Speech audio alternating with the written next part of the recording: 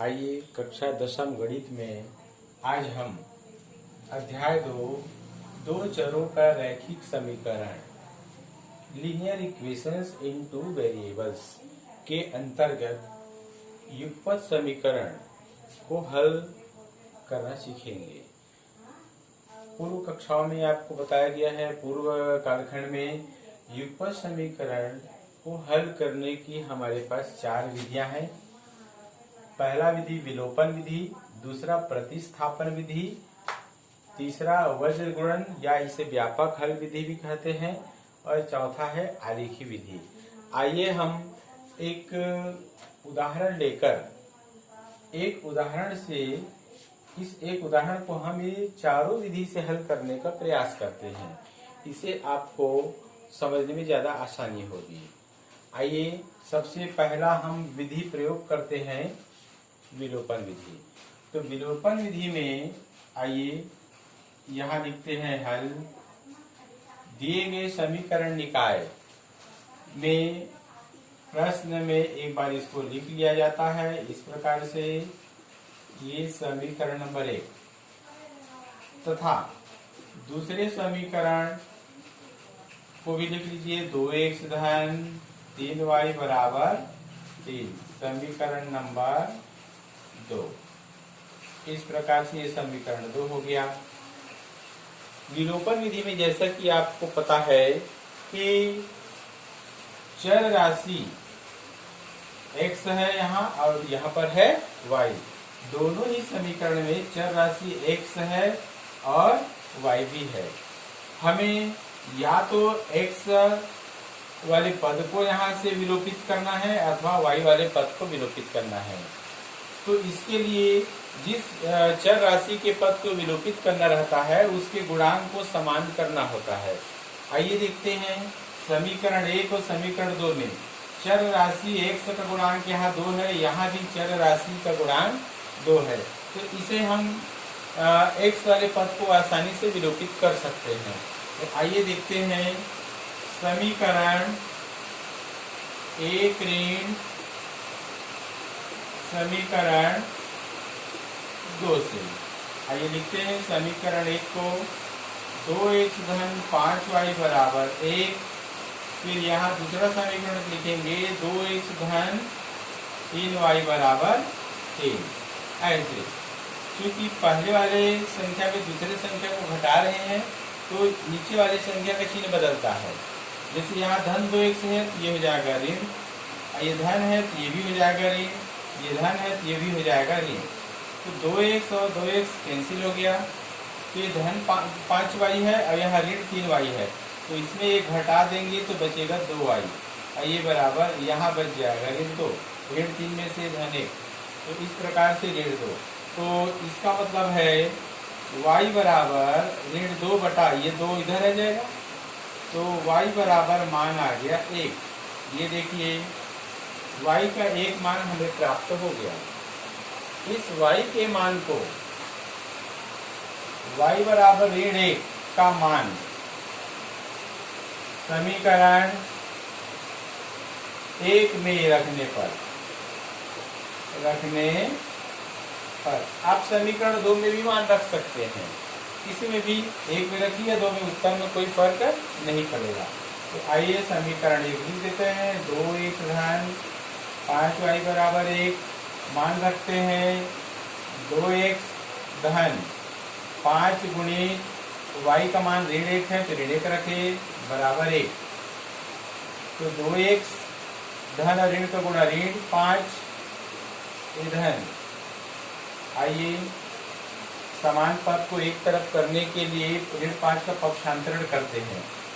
तो ये ऋण 5 पक्षांतर होकर के धन 5 बन जाएगा। यहाँ लिख देंगे पक्षांतर से या पक्षांतर करने पर ये हो जाएगा 2x बराबर 5 और 1 6। तो x बराबर हो जाएगा 6 बटा 2, 2 1 कम 2 तिया, तो x बराबर हो जाएगा 3। ये देखिए x का मान आ गया। हमारे पास x का मान 3 है और y का मान ऋण 1 है। तो आप एक उत्तर की जांच करके देख सकते हैं, सही बना है कि गलत तुरंत पता चल जाएगा। उत्तर की जांच, ये अपने आत्मविश्वास को बनाए रखने के लिए स्वयं ही कर लीजिए। x बराबर 3 व y बराबर ऋण 1 का मान समीकरण 1 में, आप 2 में भी रख सकते हैं, दिक्कत नहीं है। और समीकरण 1 में रखने पर आइए रखते हैं। समीकरण 1 क्या है? 2x धन 5y बराबर 1।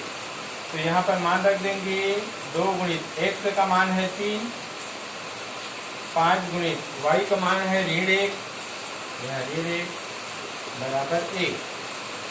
ये 3 दूनी 6, धन ऋण का गुणा ऋण 5 बराबर 1।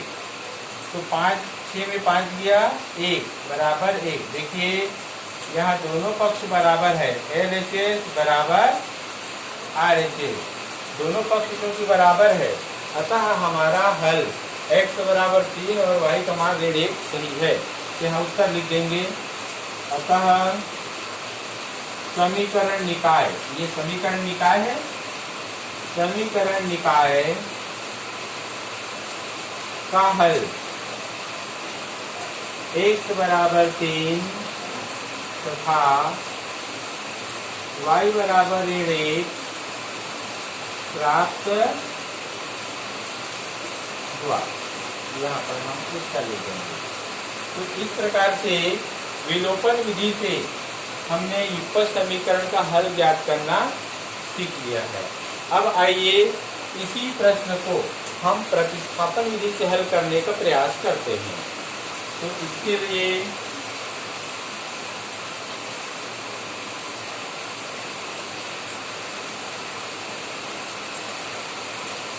आइए देखते हैं प्रतिस्थापन विधि।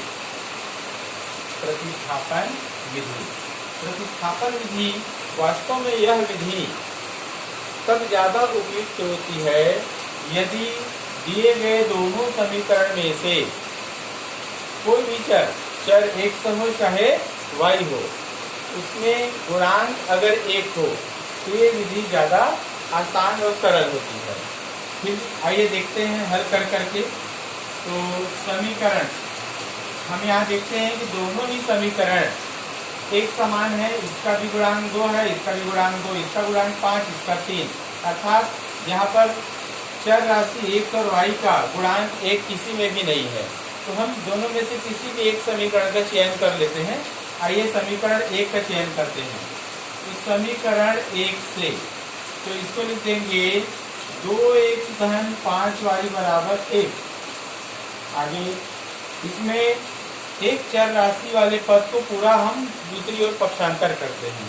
तो 2x वाले पद को हम पक्षांतर कर दे रहे हैं। तो 5y बराबर 1 धन 2x इधर जाकर हो गया ऋण 2x। यहाँ लिख देंगे पक्षांतर करने पर आइए देखते हैं। तो 5y बराबर 1 ऋण 2x है। अब यहाँ पर हमें क्या है, y का गुणांक 1 चाहिए, तो इसलिए दोनों पक्ष में 5 का भाग कर देंगे। ऐसे 5 से भाग कर दिए, 5 से भाग, ऐसे 5 और 5 कट गया जी। तो बचा क्या, y बराबर 1 ऋण 2x पूरे का बटा 5।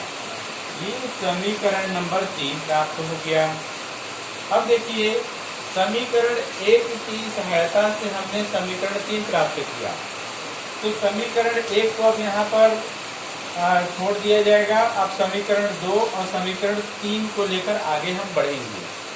समीकरण 3 में y का मान 1 ऋण 2x पूरे का बटा 5 आया है। इस y के मान को समीकरण 2 में हम प्रतिस्थापित करेंगे। तो यहाँ लिख देंगे y बराबर 1 ऋण 2x पूरे के बटे 5 का मान समीकरण, देखिए 2 में प्रतिस्थापित करने पर, प्रतिस्थापित, क्योंकि प्रतिस्थापन विधि हम देख रहे हैं इसलिए प्रतिस्थापित करने पर लिखेंगे। आइए देखते हैं समीकरण 2 को पहले लिख लीजिए। 2x धन 3y बराबर 3, 2x धन 3y बराबर 3। हम y का मान 1 ऋण 2x पूरे बटा 5 लिखेंगे, तो 2x को लिख लेंगे 3, y की जगह लिखेंगे 1 ऋण 2x पूरे बटा 5, इस प्रकार से अब बराबर 3। ये देखिए हल कीजिए आगे। 2x धन, यहाँ पर देखेंगे हमारे पास एक तरीका यह है कि 3 का गुणा हम दोनों पद से करेंगे, और दूसरा तरीका यह है कि ये जो हर में 5 आया है तो पूरे में समीकरण के दोनों पक्षों में अगर हम 5 का गुणा कर दें तो हर में जो 5 आया है, बटे में जो 5 आया है वो निरस्त हो जाएगा। आइए हम यही तरीका अपनाते हैं। तो समीकरण के दोनों पक्षों में हम 5 का गुणा करेंगे, क्योंकि बटे में 5 है तो 5 का गुणा करेंगे, यहाँ दिया जाएगा तो 5 दूनी 10 x हो गया। अच्छा, यहाँ 5 का गुणा करेंगे तो यहाँ का 5 और ये 5 कैंसिल हो गया, बचेगा बस यही संख्या बचेगी यहाँ। और यहाँ 5 को गुणा करेंगे तो 3 पंचे 15, यहाँ लिख देंगे 5 से गुणा दोनों पक्षों में करने पर। आइए कोष्ठक हल कर लेते हैं। 10x धन 3 एकम 3, 3 दूनी 6x बराबर 15। तो ये 10 में से 6 गया, देखिए धन है ऋण है, घट जाएगा तो 4x धन 3 बराबर 15। आगे हल कीजिए तो 4x, ये धन 3 उधर पक्षांतर होकर के ऋण 3 हो जाएगा। यहाँ लिखिए पक्षांतर करने पर, पक्षांतर करने पर। फिर आगे हल करते हैं। 4x बराबर 15 में 3 गया 12, तो इसलिए x बराबर 12/4, 4 एकम 4 या 12, तो x का मान आ गया 3। ये देखिए हमें x का मान 3 प्राप्त हुआ। इस x का मान जो 3 प्राप्त हुआ है उसे समीकरण 3 में रखेंगे। समीकरण 3 सरल रूप में आ गया है, इसलिए सीधा इसमें रखेंगे। अब x बराबर 3 का मान समीकरण 3 में प्रतिस्थापित करने पर, प्रतिस्थापित करने पर, तो यहाँ देखिए y बराबर 1 ऋण 2x, तो 1 ऋण x की जगह में मान रखेंगे 3 और पूरे को बटा है 5, तो y बराबर 1 ऋण 2 किया 6/5, तो y बराबर हो जाएगा ऋण 5/5, तो y का मान प्राप्त हो गया ऋण 1। इस प्रकार से आपने पहली विधि विलोपन विधि में भी देखा है, x का मान 3 आया था और y का मान ऋण 1 प्राप्त हुआ था। तो अब हम उत्तर लिख सकते हैं। अतः समीकरण निकाय का हल x बराबर 3 व y बराबर ऋण 1 प्राप्त हुआ। ये हो गया आंसर इस प्रकार से। तो आपने अभी द्विपद समीकरण का हल विलोपन विधि से और प्रतिस्थापन विधि से करके देखा है। दोनों ही स्थिति में उत्तर समान प्राप्त होते हैं। आइए इसी समीकरण का हम वज्र गुणन अर्थात व्यापक हल विधि से देखते हैं हल करके। तो आइए देखते हैं, प्रश्न हम यही रहने देते हैं।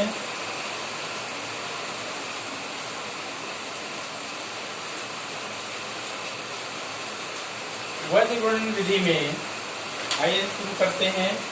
सबसे पहले दिए गए समीकरण निकाय की तुलना मानक समीकरण निकाय से करते हैं। इसकी तुलना यानी इन दोनों समीकरण की तुलना, इसकी तुलना मानक समीकरण निकाय, समीकरण निकाय a1x धन b1y बराबर c1 तथा a2x धन b2y बराबर c2 से करते हैं। तो यहाँ पर आइए तुलना कर लेते हैं। देखिए पहला समीकरण है तो ये पहला समीकरण हो गया, ये दूसरा समीकरण है, इसकी तुलना दूसरा समीकरण से करेंगे। तो a1 की जगह में यहाँ पर है 2 तो यहाँ लिख दीजिए 2। a2 की जगह में दूसरा समीकरण में b2 है तो यहाँ लिखेंगे 2। b1 की जगह लिखेंगे यहाँ पर 5, b2 की जगह यहाँ लिखेंगे 3। अब देखते हैं c1 की जगह क्या है, c1 की जगह 1 है, c2 की जगह यहाँ पर है 3। इस प्रकार से तो इस प्रकार हम मान प्राप्त कर चुके हैं। अब एक संबंध को, समीकरण का एक संबंध देखते हैं जिसे आप सीधे मानक समीकरण का हल करने पर वो जो प्राप्त हुआ है उसको एक सूत्र रूप में आप उपयोग कर सकते हैं, उसको ध्यान दीजिए। अब x बटा और यहाँ देखिए y बटा और यहाँ है ऋण 1 बटा। देखिए क्या लिखा जा रहा है उसको अच्छे से ध्यान में रखेंगे तो यहाँ हो जाएगा कि b1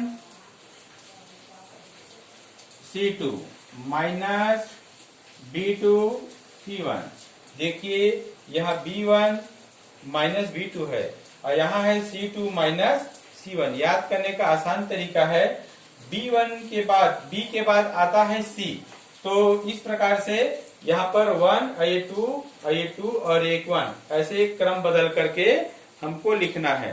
अब इसके बाद b के बाद आता है c तो यहाँ लिखेंगे c1 और c के बाद आता है a तो इसको लिखेंगे a2 minus c2 into a1। इस प्रकार से हो गया बराबर।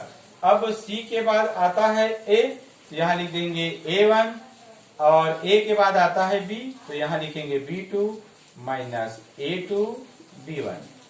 इस संबंध को आप ध्यान में रखिए, सीधे सूत्र की तरह आप इसको उपयोग कर सकते हैं। अब यहाँ पर हम मान रखेंगे जी, मान में है x। देखिए ध्यान देना है यहीं पर, b1 इंटू c2।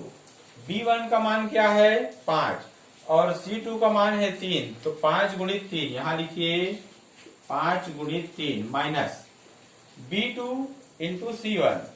b2 यहाँ 3 है और c1 1 है तो 3 इंटू 1, चाहे तो आप ब्रैकेट में लिख सकते हैं ये। अब यहाँ पर देखिए c1 इंटू a1, c1 है 1 और a2 क्या है 2 तो 1 गुणित 2 ऐसे ऋण c2 a1, c2 ये है और a1 ये है तो 2 गुणित 3 तो इस प्रकार 2 गुणित 3 लिख लिया। ऋण a1 b2, a1 है 2 b2 है 3 तो 2 गुणित 3 ऋण a2 b1 तो a2 का मान कितना है 2 और b1 का मान है 5 तो 2 गुणित 5। इस प्रकार हमने मान रखा। आगे इसको अब सरल कर लेते हैं। यहाँ पर लिख लीजिए x बटे 5 दिया 15, यह जगह 3 एकम 3 ऐसे बराबर। अब y बटे आ जाएगा 2 एकम 2 ऋण 3 दूनी 6 बराबर ऋण 1। यहाँ पर लिखेंगे 2 तिया 6 और ऋण 2 पंचे 10। इस प्रकार हमने हल कर लिया और इसको सरलीकृत कीजिए तो x बटे 15 में 3 गया 12 और 2 में 6, इसमें से घटेगा तो हो जाएगा ऋण 4। ये ऋण 1 है, ये बच जाएगा ऋण 4। आइए देखते हैं यहाँ पर अंश हर में दोनों में ऋणात्मक मान है, तो ये इसको हम ऐसे धनात्मक में बदल सकते हैं। अब x का मान ज्ञात करने के लिए ध्यान दीजिए, जब हमें x का मान ज्ञात करना रहेगा तब इसमें यहाँ पर इसको एक समीकरण नाम दे दीजिए। समीकरण आप दे सकते हैं चौथा समीकरण, ठीक है। समीकरण 4 से ध्यान दीजिए, x का मान ज्ञात करना है तो x वाला पद और ये अचर पद दोनों को लिखा जाएगा। x/12 बराबर 1/4। ऐसी स्थिति में y वाला पद को हम छोड़ देंगे। आगे हल कीजिए, तिर्यक गुणा कीजिए तो 4x और 12 एकम 12। यहाँ पर तिर्यक गुणा किया गया है, तिर्यक गुणा। अब आगे देखिए, ये 4x बराबर 12 है तो x बराबर 12/4। 4 एकम 4 तिर्यक 12, तो x का मान प्राप्त हो गया 3। आप देख चुके हैं पूर्व में भी x का मान 3 प्राप्त हुआ था। अब यहां लिखेंगे तथा y के मान के लिए समीकरण 4 से तो इस बार हम क्या करेंगे, x वाला पद को नहीं लिखेंगे, हम y वाला पद लिखेंगे और ये अचर पद लिखेंगे। तो y/4 बराबर 1/4। आइए तिर्यक गुणा कर लेते हैं। 4y बराबर 4 एकम 4, ऋण 4 हो गया। ये तिर्यक गुणा। फिर देखते हैं y बराबर ऋण 4/4, तो ये हो जाएगा y बराबर ऋण 1। देखिए x का मान 3 प्राप्त हुआ, y का मान ऋण 1 प्राप्त हुआ। तो कुल मिलाकर के 3 विधि का हमने यहाँ पर अध्ययन किया। तीनों ही विधियों में x और y का जो मान है वो एक समान प्राप्त होता है। यहाँ लिख देंगे, अतः समीकरण निकाय का हल x बराबर 3 व y बराबर ऋण 1 प्राप्त हुआ। ये आंसर लिख लीजिए आप लोग। तो आज हमने 3 विधियों का अध्ययन किया है। चौथा विधि आलेखी विधि है। इस विधि का भी हम अध्ययन करेंगे इसी प्रश्न को लेकर के अगली कड़ी में।